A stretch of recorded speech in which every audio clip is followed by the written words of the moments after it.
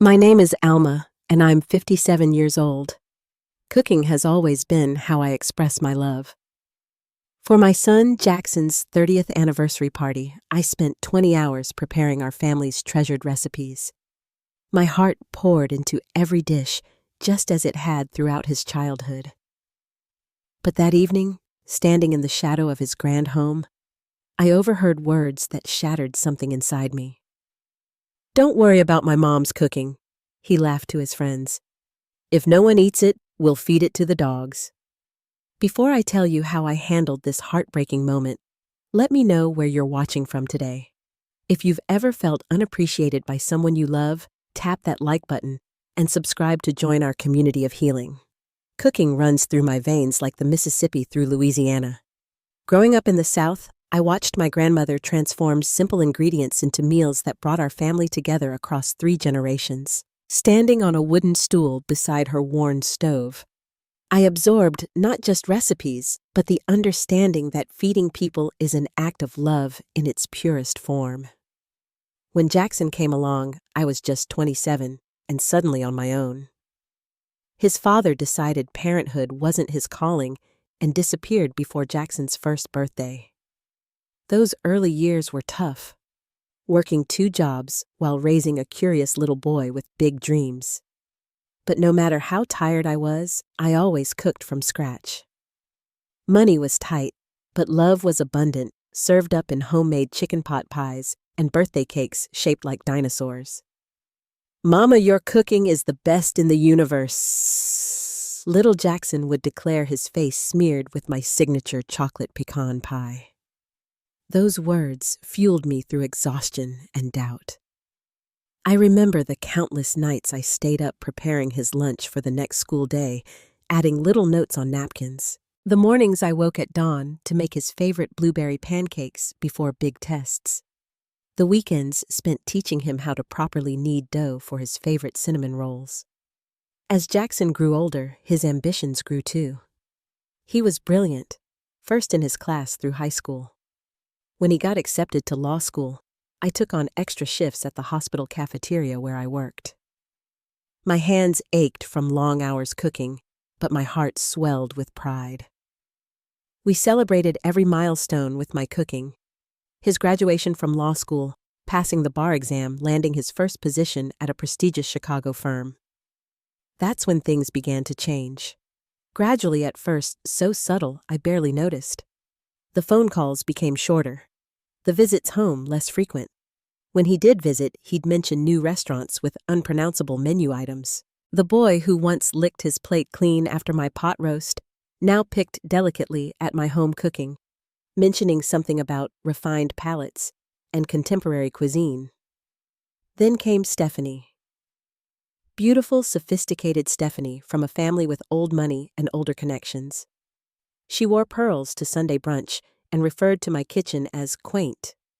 She preferred juice cleanses to my buttermilk biscuits, but she made Jackson happy, and that was enough for me. Their wedding was catered by a chef who had been on television.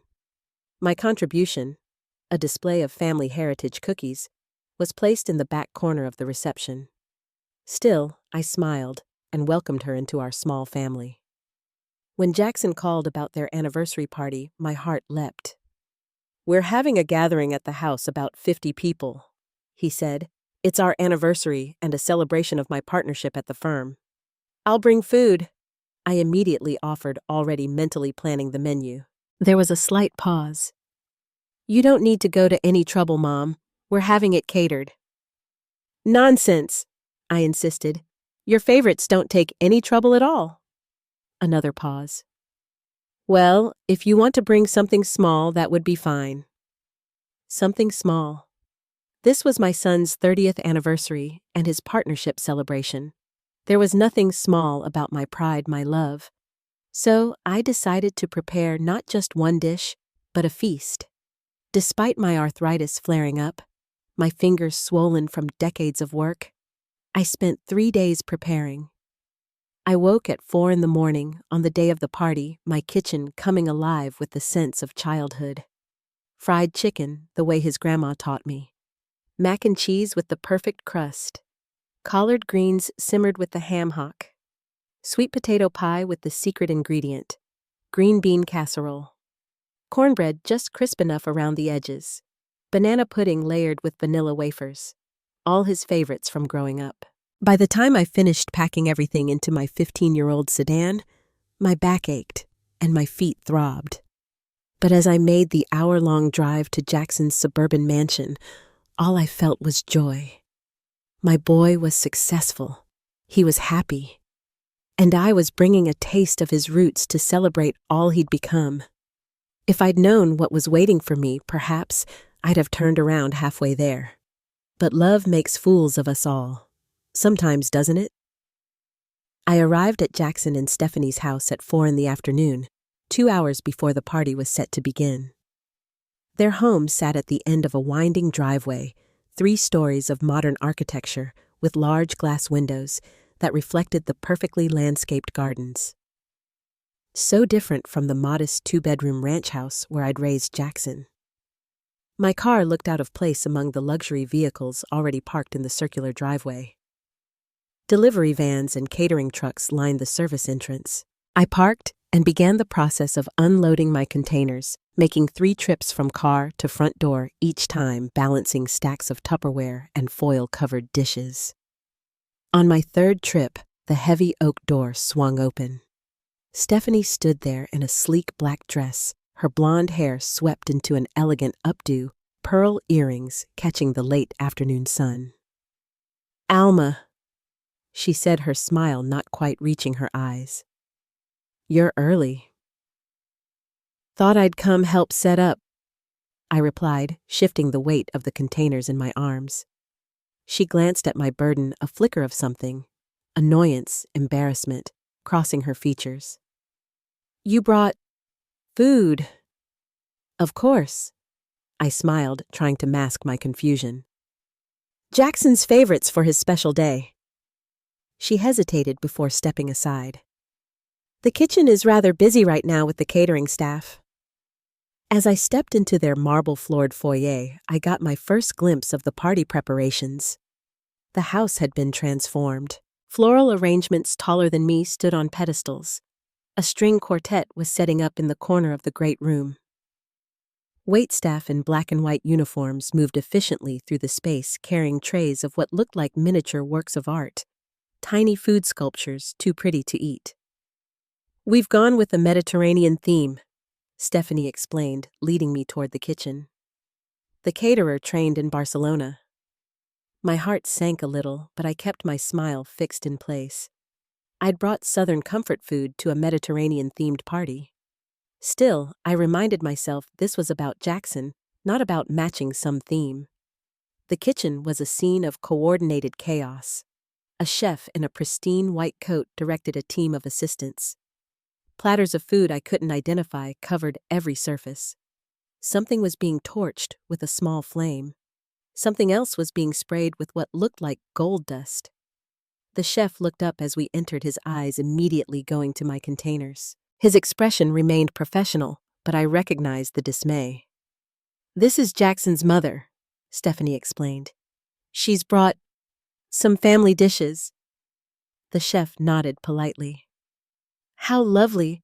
Perhaps we can find space in the back serving area, where guests wouldn't see my food, where it wouldn't disrupt the carefully curated aesthetic."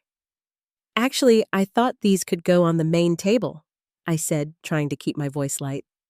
"Jackson loves these dishes." An uncomfortable silence followed. Stephanie and the chef exchanged glances. "Of course," Stephanie finally said. "Franco, perhaps we could rearrange." The chef, Franco, nodded stiffly and instructed 2 assistants to clear a small section at the end of one table. As I began unpacking my containers, I felt increasingly out of place. My golden brown fried chicken looked plain next to platters of something called deconstructed paella. My cornbread seemed homely beside tiny cups of what someone informed me was foamed gazpacho. Where was Jackson, I wondered, as I arranged my dishes as attractively as possible in the small space I'd been allocated?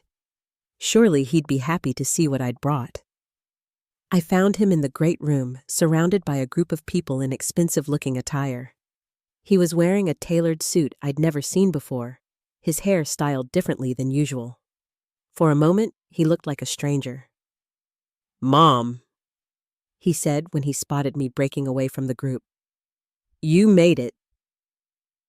"Of course I made it," I said, accepting his brief hug. He smelled of unfamiliar cologne. "I wouldn't miss your special day." He glanced toward the kitchen. "Did you bring something?" "All your favorites," I said proudly. "I've been cooking since 4 this morning." Something flickered across his face, the same expression I'd seen on Stephanie's. You didn't have to do that, Mom." "I wanted to," I assured him, patting his arm. "It's your celebration." "Right," he said, glancing back at his waiting friends. "I should get back. These are the senior partners. Feel free to mingle, okay? The guests will start arriving soon." With that, he was gone, slipping back into his circle of colleagues, his laugh a bit louder than the one I was used to. I spent the next hour trying to make myself useful, offering to help the catering staff, who politely declined. Guests began arriving, beautiful people with confident voices and firm handshakes. I recognized a few faces from Jackson's wedding, but most were strangers. I smiled and introduced myself as Jackson's mother, receiving polite nods before conversations resumed around me. No one approached the end of the table where my food sat. The beautiful people filled their small plates with Franco's creations, exclaiming over the presentation, the flavors, the creativity. Jackson circulated through the crowd, Stephanie at his side. They looked like a power couple from a magazine, successful, polished, perfect. He caught my eye occasionally and smiled, but didn't come over. As the evening progressed, I felt increasingly invisible. The food I'd poured my heart into sat untouched, while Franco's artistic creations disappeared. My back ached from standing too long. My dressy shoes, seldom worn, pinched my feet. I needed some air, some space to compose myself. Little did I know that stepping outside would change everything. The back patio offered a momentary escape from the elegant chaos inside. String lights twinkled overhead, illuminating the manicured garden and infinity pool beyond. I leaned against a stone column, breathing in the cool evening air, trying to understand why I felt so unsettled, so out of place in my own son's life. That's when I heard the voices. Just around the corner of the house, near a small seating area partially concealed by decorative shrubbery. Jackson's voice, unmistakable to a mother's ear, followed by Stephanie's musical laugh, and other voices I didn't recognize. "The party is magnificent!" a woman's voice gushed. "That seafood tower, and those little pastry things with the caviar. Franco is the best in Chicago," Stephanie replied. "We were lucky to book him." "I noticed some other food on the end of the table," another voice said. "The presentation is different." A pause, then Jackson's laugh, slightly forced, slightly higher than his natural laugh. "That's my mom's cooking. She insisted on bringing practically an entire Southern feast." "Is that what that is?" the first woman asked. "I wasn't sure if it was meant for the staff or—" "Don't worry about my mom's cooking," Jackson said, his voice dropping conspiratorially. "If no one eats it, we'll feed it to the dogs." Stephanie's laugh tinkled in the night air. "At least the food won't go to waste." I froze my hand, moving to my throat, where a sudden tightness had formed. Surely I had misheard. "Couldn't you have just told her not to bring anything?" a male voice asked.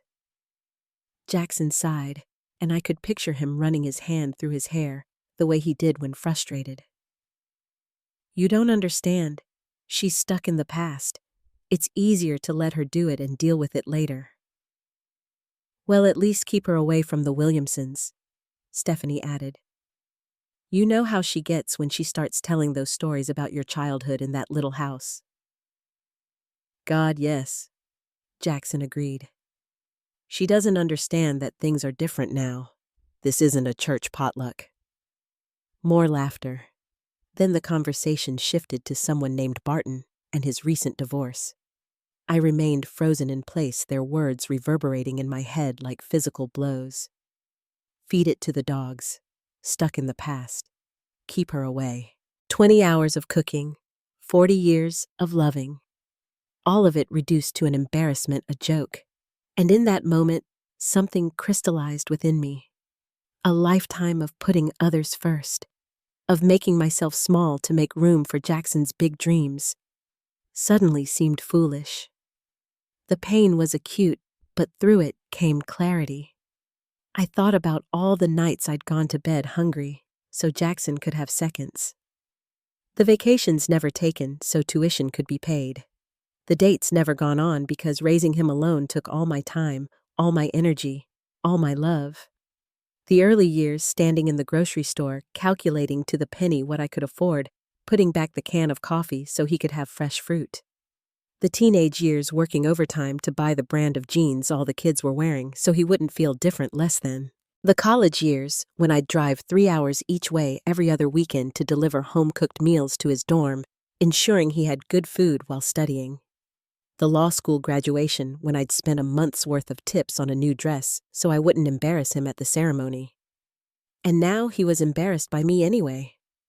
By my food. By my stories. By my very existence in his carefully curated new life. The realization didn't come as anger at first, but as profound sadness. A grief for the relationship I thought we had. For the son who once proclaimed my cooking the best in the universe, and now joked about feeding it to dogs.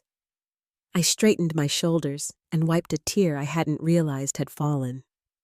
Then I walked back inside through the crowd of beautiful strangers to the food table where my untouched dishes sat. There's a certain kind of calm that comes after heartbreak. A clarity that cuts through confusion like sunlight through morning fog. As I stood before this table where my food sat ignored among Franco's artistic creations, that calm settled over me. With methodical precision, I began repacking each dish into its container. The fried chicken still crispy from my special double coating technique.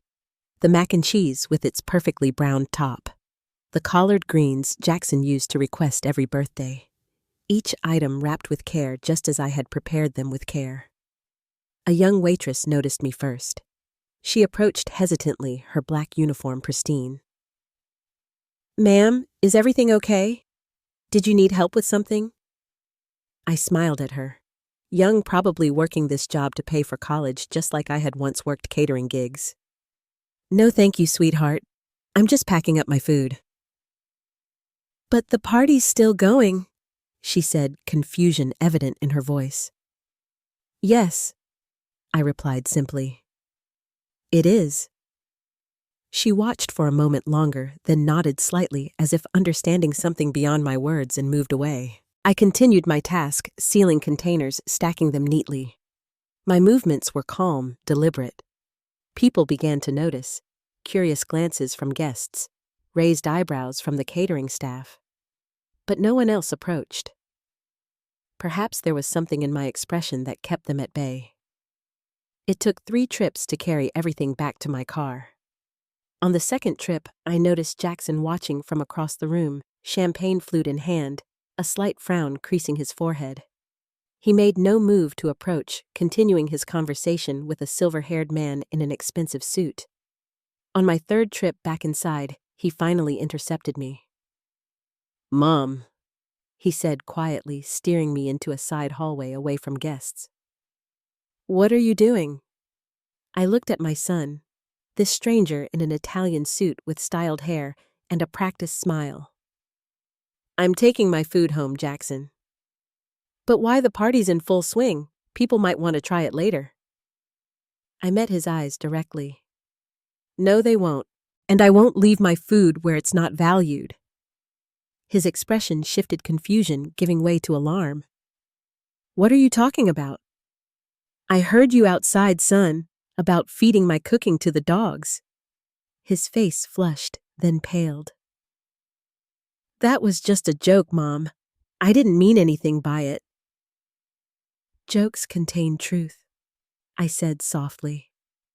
"And the truth is, You're ashamed of my food, of my stories, of me. That's ridiculous, he protested, but his eyes slid away from mine. You're overreacting. It was nothing. For a moment, I saw the little boy who would insist he hadn't stolen cookies despite the crumbs on his face. But we weren't in our small kitchen anymore with me wiping chocolate from his cheeks. We were in his mansion with him wiping away my existence. I raised you better than this, Jackson, I said, my voice steady despite the pain in my heart. I raised you to be kind, to be grateful. It's a party, Mom, he hissed, glancing toward the main room. Can we not do this right now? The senior partners are here. This is important. Yes, I agreed. It is important, but not for the reasons you think. I moved past him toward the door, my last empty container in hand. Mom, come on, he said, frustration edging into his voice. Don't make a scene. I turned back to look at him one last time. I'm not making a scene, Jackson. I'm making a choice. Something I should have done a long time ago. With that, I walked out the front door down the circular driveway and to my 15-year-old car, packed with containers of food made with love that was no longer welcome. As I drove away, the tears finally came. Not delicate tears that rolled gracefully down cheeks, but gut-wrenching sobs that made it hard to see the road. I had to pull over twice before I reached the highway. The house I returned to felt emptier than it had in years. I unloaded the food into my kitchen. So much food for one person. Containers covered every surface. I sat at my small kitchen table surrounded by the physical evidence of my misplaced love and allowed myself to feel every ounce of the pain. I had lost my son long before tonight, I realized. I just hadn't been willing to see it. The phone rang at 10:30 that evening. Jackson, according to the caller ID. I let it go to voicemail. It rang again immediately after. Then again. Then a text. Mom, please pick up. I'm sorry. I turned off my phone.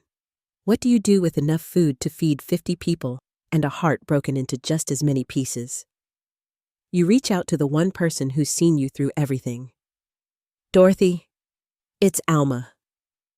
Dorothy Williams had been my friend for 35 years since we'd both been young mothers in the same apartment complex. She'd moved to Florida after her husband died, but we still talked weekly. Alma, you sound terrible. What's wrong? The whole story poured out of me. The cooking marathon, the party, the overheard conversation, my quiet exit. By the end, Dorothy was cursing in a way that would have scandalized her church group. That boy needs a reality check, she fumed, after everything you sacrificed for him. I just don't know what to do with all this food, I said, emotion threatening to overwhelm me again. And tomorrow's Sunday. It won't keep much longer. Dorothy was quiet for a moment. Then, the community center still does that Sunday meal program for the homeless. Yes, I sniffled. Every week. And your church does the senior luncheon after service. They do? Well then, Dorothy said, her voice taking on the tone that had once organized school fundraisers and neighborhood watches with military precision. Seems to me you know exactly what to do with that food. That night, I made calls to Pastor Lewis, to Maria at the community center, to 3 neighbors who volunteered regularly. By midnight, a plan was in place. By 8, the next morning, my doorbell started ringing. First came Sheila from 2 doors down, then the Johnsons from across the street. Pastor Lewis arrived with his pickup truck. Maria brought 2 volunteers from the community center. My kitchen filled with people, laughter, and purpose. This mac and cheese looks amazing, Alma. Girl, your fried chicken is still the best in the county. The seniors at church are going to flip over this banana pudding. Together we organized, reheated, and packed everything for transport. Some would go to the church for the senior luncheon after service. Some would go to the community center for their meal program. All of it would be eaten by people who appreciated not just food, but the love cooked into it. As we worked, I shared what had happened. Not to vilify Jackson, but because I needed my community to understand my pain. They listened. They validated. They shared similar stories of children grown distant of feeling obsolete in the lives you built with your own hands. My daughter got a promotion, and suddenly my casseroles weren't good enough for her dinner parties, Sheila confided. Had to be sushi and champagne. My son married a vegetarian who acts like my pot roast is poison, Mr. Johnson added. Been making it for 50 years without killing anyone yet. Their stories helped me see I wasn't alone in this particular heartache. That there's a special kind of pain when your children outgrow not just your home, but you. At the community center, I helped serve my food to people who had far bigger problems than being embarrassed by their mothers. A young woman with 2 small children told me it was the best meal they'd had in months. An elderly veteran asked for the recipe for my collard greens, saying they reminded him of his mother's. A teenager with sad eyes came back for thirds of my fried chicken, whispering thank you each time. At the church, the seniors welcomed the unexpected feast with joy. Miss Eloise, 92 years old and brutally honest, declared my sweet potato pie almost as good as mine, which from her was the highest compliment. By late afternoon, when all the food had been shared and enjoyed, I felt something unexpected peace. My cooking had found its purpose, even if not the one I'd intended. The food made with love had been received with gratitude. The 20 hours hadn't been wasted after all. When I finally turned my phone back on that evening, there were 12 missed calls from Jackson and a string of texts ranging from angry, "I can't believe you just left," to apologetic, "I'm really sorry, Mom," to concerned, "Are you okay? Please call me." I didn't call him back. Not yet. Some wounds need time before the conversation about healing can begin. 3 days passed without communication. I went to work at the hospital cafeteria, where I'd been cooking for 20 years. I chatted with regulars, swapped recipes with coworkers, and felt the strange lightness that comes from setting down a burden you didn't know you were carrying. In this case, the burden of seeking approval from someone determined not to give it. On the 4th day, I came home to find Jackson sitting on my porch steps. He stood when I pulled into the driveway, looking uncertain in a way I hadn't seen since he was a teenager about to confess to breaking curfew. No Italian suit today, just jeans and a sweater, his hair unstyled. "Mom," he said as I approached, keys in hand. "Can we talk?" I studied my son's face. There were shadows under his eyes, tension in his shoulders. Good, I thought, then immediately felt guilty for the thought. "We can talk," I agreed, unlocking the door. "Come in." My home was modest compared to his. A small 3-bedroom ranch I'd bought after Jackson finished college using the money from selling our even smaller first home. But it was clean, comfortable, filled with photos and mementos of our life together. Jackson's law school graduation picture held the place of honor on the mantel. He followed me into the kitchen. The heart of my home always warm, always smelling of something good. I put on the kettle for tea, a ritual from his childhood, when we needed to have serious conversations. "You haven't returned my calls," he said, sitting at the kitchen table. "I needed time," I replied, taking down mugs from the cabinet. "You embarrassed me, Mom," he said, a flash of the corporate lawyer showing through. "Walking out in the middle of my party. What were my partners supposed to think?" I set the mugs down with more force than necessary. "That's what you're worried about, what your partners thought. Not the fact that you humiliated me, that you joked about feeding my food to dogs." He had the grace to look ashamed. "It was just a stupid joke. I didn't mean it." "But you said it," I pointed out. "And you meant what came after, about me being stuck in the past, about keeping me away from your important guests." "You're taking things out of context," he protested, but weakly. I shook my head, pouring hot water over tea bags. "No, Jackson, For the first time, I'm seeing the context clearly. You've built a new life where I don't fit, where my food doesn't fit, where our history doesn't fit. That's not true, he insisted, but wouldn't meet my eyes. When was the last time you brought Stephanie here for dinner? When was the last time you ate my cooking without checking your watch? When was the last time you introduced me to your friends with pride, instead of apologizing for my existence? He was silent, staring at the mug I placed before him. I understand wanting more than what you came from. I continued sitting across from him. I wanted more for you. Worked myself to the bone to make sure you had opportunities I never did. But I never thought more would mean being ashamed of where you came from, of who raised you. I'm not ashamed of you, he muttered. Really? Then why joke about my food? Why try to hide me away from your important guests? Why call our old home, that little house, like it was some kind of shameful secret, rather than the place where you took your first steps and celebrated your 10th birthday and opened your college acceptance letters?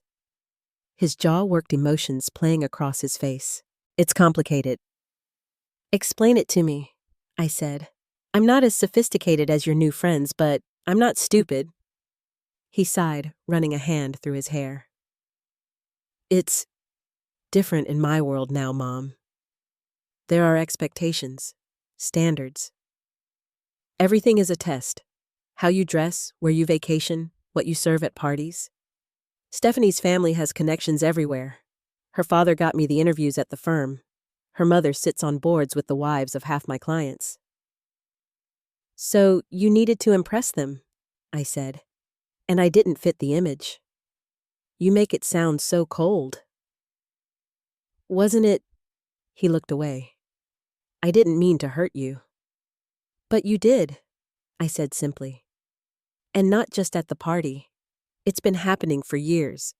I just didn't want to see it. The silence stretched between us filled with unspoken truths and buried hurts. Finally, Jackson looked up, and for a moment, I glimpsed the little boy who once told me I was his hero. I'm sorry, Mom. Really. I got caught up in everything. The status, the lifestyle. Trying to be what everyone expected. He shook his head. But that's no excuse. What I said was cruel. You deserved better. Yes, I agreed. I did. Tell me how to fix this, he said. I considered his question carefully. The easy path would be to accept his apology, to smooth things over, to shrink myself once more to fit into the corners of his life he was willing to allocate. But that path led right back here to more hurt, to deeper wounds. I'm not sure this is something you can fix with one conversation, Jackson. This isn't about the party. It's about respect. It's about whether there's still room in your life for an authentic relationship with me. Not some sanitized version you can present to your colleagues, but the real me. The real us. He looked stricken. Of course I want a relationship with you. You're my mother. But what kind of relationship? I pressed. Because I won't be hidden away anymore. I won't apologize for who I am or where we came from. I won't stop cooking the food that sustained you through childhood because it embarrasses you now. I don't want to lose you, he admitted quietly. Then stop pushing me away, I replied. Stop being ashamed of me. He nodded slowly, then looked around the kitchen. His eyes fell on the refrigerator, where a child's drawing still hung, his rendering of the two of us hand in hand beside a lopsided house. Mrs. Johnson's second grade class, he murmured. Family portrait project. You were so proud of that drawing, I recalled. Said you got extra credit for the details of my apron. A small smile touched his lips. You wore an apron every day back then. Still do, I said. Some things don't change. His smile faded. But some things do. Have to. That's part of growing up. Growing up doesn't mean forgetting where you came from, I countered.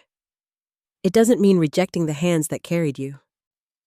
He looked at me, then really looked at me, perhaps seeing for the first time in years, not just his mother, the embarrassing reminder of humbler beginnings, but the woman who had given everything so he could have his chance at greatness. I don't know how to balance it all, he confessed. My old life, my new life, Stephanie's world, my career, where you fit. That's something you need to figure out, I told him. But I know who I am, Jackson. I'm not going to become someone else to make your new friends comfortable. I can't.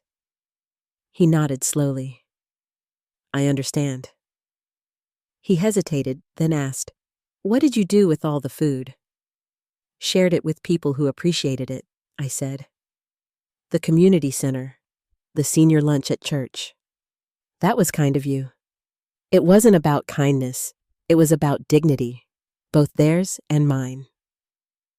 We talked for another hour, circling the hurt approaching understanding, but not quite reaching it. There was no magical resolution, no tearful embrace that erased the pain. Just the beginning of honesty, after years of pretense. When he left, things between us remained fragile, tentative. But something had shifted. I had shifted. For the first time since he'd left for college, I wasn't desperately trying to hold on to him. Instead, I was standing firmly in my own worth, letting him decide whether to meet me there.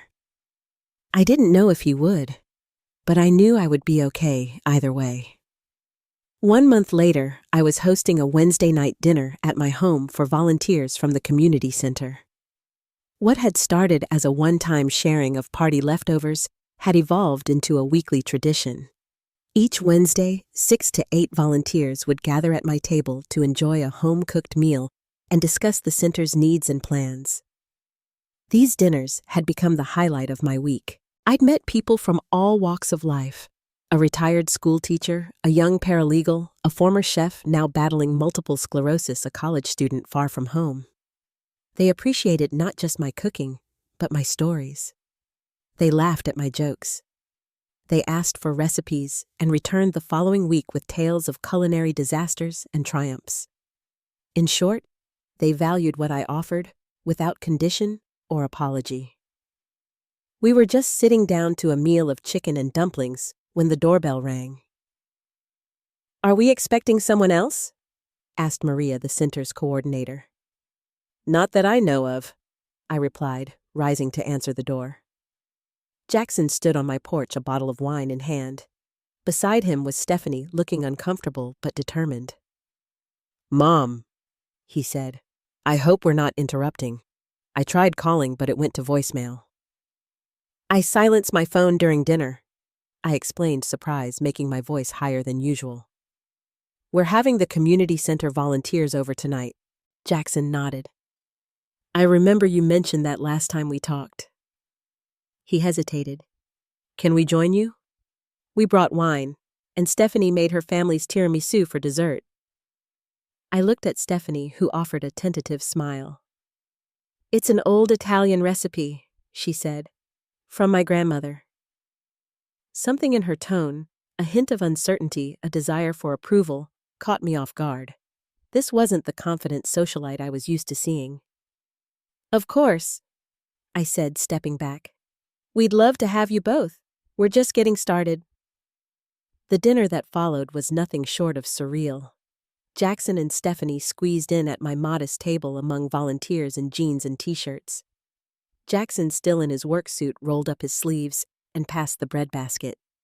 Stephanie, in a simple black dress that probably cost more than my monthly mortgage, complimented my chicken and dumplings with what seemed like genuine appreciation. The conversation flowed naturally from community center needs to local politics to favorite recipes.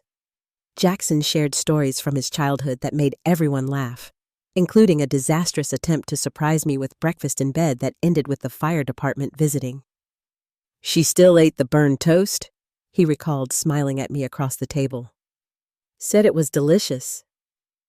It was the thought that counted, I replied, remembering the determined 8-year-old with smoke-smudged cheeks.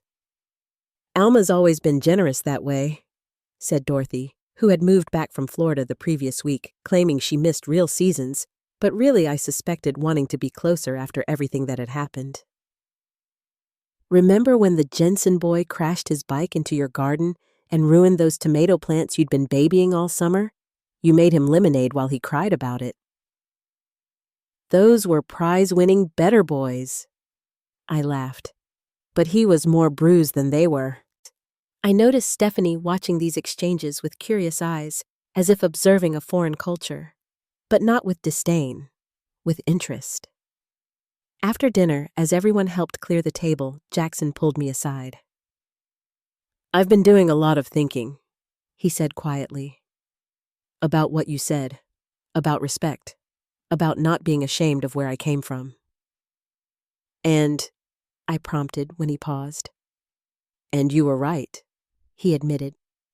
I got lost in trying to be something I thought I should be, trying to fit into Stephanie's world, the firm's world. What changed? He glanced toward Stephanie, who was carefully serving her tiramisu while explaining the recipe to Maria. After our talk, I told Stephanie everything, about our fight, about what I'd said at the party, about how I'd been treating you. I see, I said, surprised he'd been so honest with her. She was furious with me, he continued. Said her grandmother would haunt her from the grave if she ever treated family that way. Said food made with love was the foundation of her culture, and I was an idiot for not seeing the value in what you do.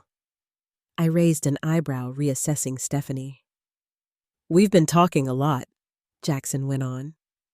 About priorities, about what really matters. I realized I've been chasing success by someone else's definition, trying so hard to belong in a world that will never fully accept me unless I erase where I came from. And now I'm trying to find balance, he said. To be proud of what I've accomplished without being ashamed of my roots. To bring my worlds together instead of keeping them apart. He looked around at my modest home filled with laughter and conversation. This is real, he said softly. These connections, this community, the way you feed people's souls, not just their bodies. I forgot what that felt like. I followed his gaze to the table where Stephanie was now engaged in an animated discussion with Dorothy about the proper way to layer tiramisu. Is that why you brought her tonight? I asked. To see this part of your life? He nodded. And to see if she could fit into it. If we could build something that honors both our backgrounds instead of just conforming to her world. And a small smile. It's a work in progress, but she wants to try. We both do. Later that evening, after everyone had gone, I sat at my kitchen table with a cup of tea, reflecting on the unexpected turn the night had taken. Jackson and Stephanie had been the last to leave with promises to return the following week. Stephanie had asked if I would teach her to make my fried chicken. My nonna would have loved your cooking, she'd said, and I believed she meant it.